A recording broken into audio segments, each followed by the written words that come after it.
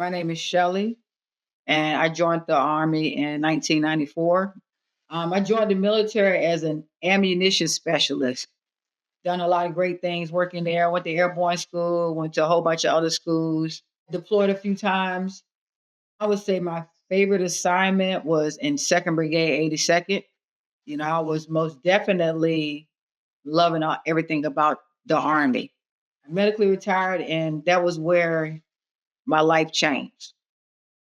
When that happened, it was like I was just discarded. Like, hey, thank you for your service, but we gotta keep moving on. So at first I just thought transition was just paperwork, just like you transition and then boom, you drop off and you're here, you're in the civilian world. But I didn't know transition was a real process.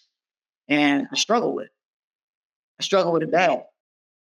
And so I felt like nobody wanted me in the army, nobody noticed me in the civilian world. So what do you do?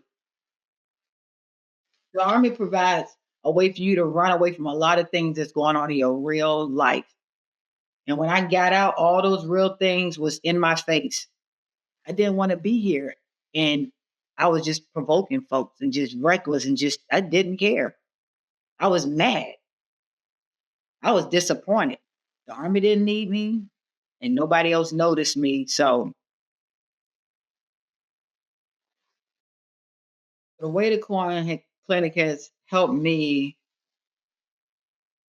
uh, I would have to say the first thing was that what I was going through wasn't unique. It wasn't something that you should be ashamed of. It wasn't uncommon. A lot of veterans go through it. I needed to hear that because I really thought what was going on was happening to me and only me. And since it was so unique, nobody could assist me. And that kind of gave me a sense of pride. It kind of made my pride come back because my pride was gone because I was like, no, nobody needs me. What is there to be proud of? And so hearing that kind of gave my pride back. I was like, yeah, like stop playing around. At the Cohen Clinic, what I really liked was that they gave you the ability to pick your team. In order for it to be effective, I need to be able to have a preference. I needed an alpha counselor because I'm an alpha. I'll run over you. And so I got one. I got Victoria. And then we connected. And I was just shocked at how I was telling them how I was hurting. And it was some type of course of action that we kind of figured out together. And Victoria always kind of made what I needed, possible in order for us to talk in an environment that felt safe. Sometimes folks just want to know, like, what I'm saying doesn't make sense?